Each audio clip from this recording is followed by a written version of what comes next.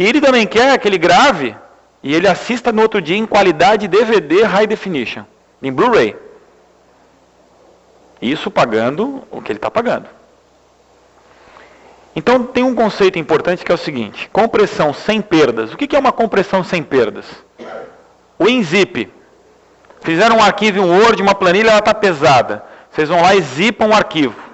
Transmitem por e-mail. Do outro lado, o cara pega o zip e unzipa, né? Ele descomprime e você tem o arquivo inteirinho. Não teve nenhuma perda. Se o arquivo do Word no meu computador tinha 10 páginas, na hora que você recebeu o e-mail, ele também tem 10 páginas. As mesmas letras, tudo, não perdeu nada. Isso é o que a gente chama de compressão sem perdas. Agora nós temos a compressão com perdas, onde você reduz o arquivo de forma permanente, porém você perde certas informações. O MP3, você consegue fazer uma compressão, talvez a gente não perceba, mas há uma perda de fidelidade. Pessoas com ouvido altamente fiel ali, e alta fidelidade, conseguem perceber isso. Arquivos de vídeo, quando você comprime, você perde imagem. Quem nunca recebeu um vídeo de uma piada, de uma sacanagem por e-mail, aí você tenta ampliar o vídeo, quando você amplia na tela toda, ele fica um pouco quadriculado. Ali houve uma compressão. Por isso que quando você amplia, ele fica quadriculado. Você perdeu um pouco da qualidade.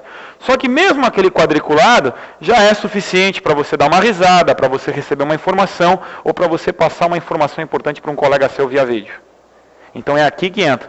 Aí você entra. Qual o nível de compressão que eu quero? Eu quero comprimir o máximo possível. O meu arquivo fica pequenininho, mas em contrapartida a minha qualidade cai absurdamente. Ou eu quero comprimir menos. Então você consegue trabalhar isso. Compressão irá diminuir o tempo durante as transmissões por rede. Isso aqui é fundamental para quem trabalha com vídeo. Modem e outros tipos de conexão. Diminuir a quantidade de espaço necessário para armazenar o vídeo e aumentar a taxa de refresh, que é quantos arquivos por segundo você consegue gravar, ou ainda, quantas imagens por segundo você consegue mandar via internet. Porque a coisa mais agradável é você conversar com a pessoa do outro lado ou ver um vídeo em tempo real pela internet. Só que às vezes ele vem truncado, ele vem aquele vídeo, por favor. Olha, eu não conheço. Você tem compressões que ao olho vivo ela não tem perda. Quando você trabalha com MPEG 2, essas emissoras usam muito isso. Mas no fundo ela tem uma perda. Só que às vezes os aparelhos de TV que a gente tem em casa não conseguem fidelizar isso e você perceber essa perda. Mas há sempre uma perda. A compressão com vídeo ela sempre é uma perda. Às vezes ela é perceptível eletronicamente, não visualmente. Ou, no caso da Rede Globo, ela tem links altamente potentes, a perda é mínima, mas ela consome uma banda absurda durante essas transmissões. Tudo bem? Bom, existem várias técnicas de compressão. Nada mais, nada menos, gente, compressão é software, é matemática. Tem uma série de crânios pelo mundo, e entre eles fizeram vários grupos.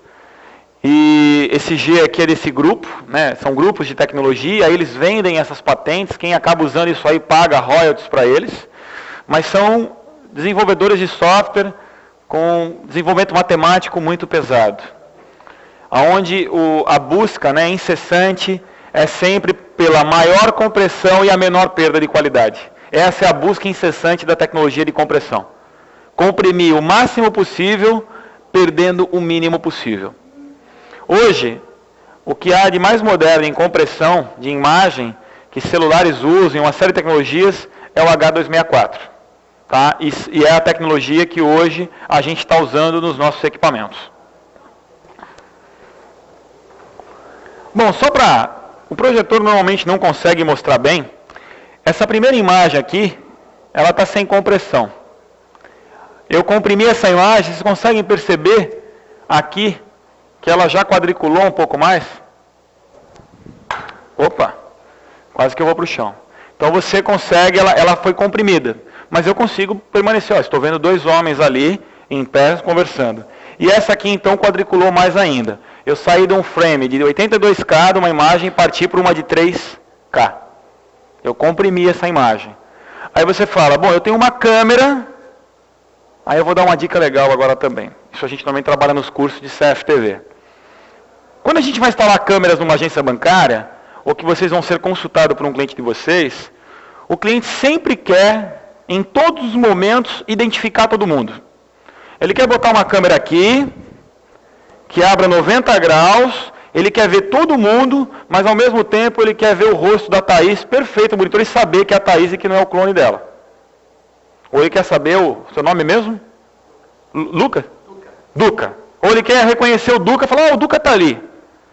Aí eu pergunto para vocês, nós vamos pegar uma imagem desse tamanho, que lá daquela ponta até ali dá mais de 15, deve dar uns 15 metros, ou talvez uns 10, e vamos colocar num monitor de 15 polegadas.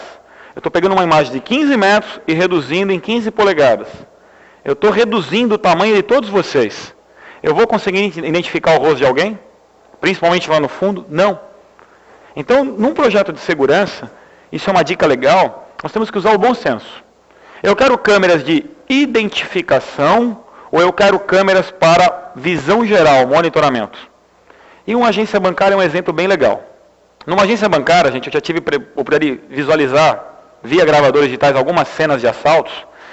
Você vê normalmente o cara chegar no caixa, por algum motivo ele conseguiu entrar armado, ele saca a arma, apresenta para o caixa, ele pega o dinheiro, tá ele normalmente um grupo, foi um assalto que eu vi, foi bem interessante, mas você não consegue ver o rosto dele perfeito.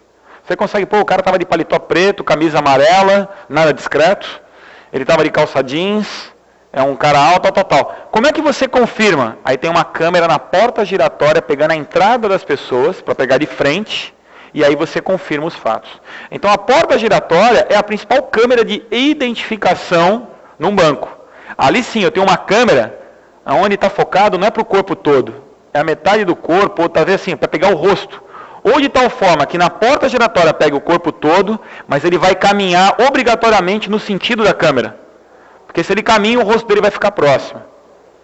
Então ali, por mais que você tenha uma compressão e uma certa perda, talvez não tanto aqui, aí você tem que controlar no sistema, mas aí você tem condições de identificar. Mas as outras 8, 9, 10 câmeras da agência, raramente vão identificar com grau de perfeição aquele infrator. Então isso é um bom senso. Pô, vocês fecharam uma loja, quantas câmeras eu vou instalar? Identifiquem qual é o ponto de acesso, é no caixa, aonde vocês vão identificar o rosto. E as outras câmeras de monitoramento geral, para acompanhar a ação daquele infrator, como que ele agiu. Essa é uma dica bem legal. Aqui eu tenho mais um exemplo de compressão. Essa imagem aqui está praticamente com 37K, comprimida em 20%, e eu comprimi 40%, e eu estou comprimindo. Aqui vocês já começam a perceber, é que no laptop fica muito melhor. A granulação, a digitalização da compressão. Mas eu já estou conseguindo identificar o rosto do cara ainda, o cachorrinho, e eu já saí de uma imagem de 37 para 12K. Aí você fala, mas 37 para 12K não é nada, é muito. Quando você grava 30 imagens por segundo dessa, por 60 segundos, por 1 hora, por 24 horas, por 30 dias, isso pode significar algumas centenas de gigabytes no teu custo. E aqui, né, o pior cenário possível, e essa imagem com 7 KB, que ali não consegue, não está apresentando. Ah, tá ali. E aqui é outro, 95% em relação ao que estava, 4 KB. Bom, gente, falamos um pouco como escolher a solução, alguns parâmetros de escolha para vocês fazerem um checklist. Falamos da compressão como um termo importante, até para vocês explicarem para o cliente que não existe HD infinito, tá? Por mais que sejam alguns pontos técnicos, não tem jeito, vocês têm que dominar um pouquinho, porque cada vez mais o consumidor está mais esperto com a compra, ele entra na internet, ele lê, ele estuda, ele vai atrás da informação. E tem uma outra coisa muito legal que é a pegadinha. Todo mundo quer, principalmente depois daquele fato no Guarujá, quando o alemão estava lá na Europa, a casa dele foi roubada, o celular dele apitou e ele tomou uma ação lá da Europa e prenderam os meliantes lá no Guarujá. Então, depois daquilo, assim, todo mundo quer remotamente ver a sua empresa, ver a sua casa, para ver se o Ricardão, que hora que ele chega, que hora que ele sai. Todo mundo quer isso. Só que aí tem uma pegadinha interessante, porque às vezes a tecnologia ela é traiçoeira, né? Foi igual o VoIP. Quando estourou o VoIP no Brasil, todo mundo achou que o VoIP era a solução de todos os problemas. Aí todo mundo queria voz sobre IP, voz sobre IP, voz sobre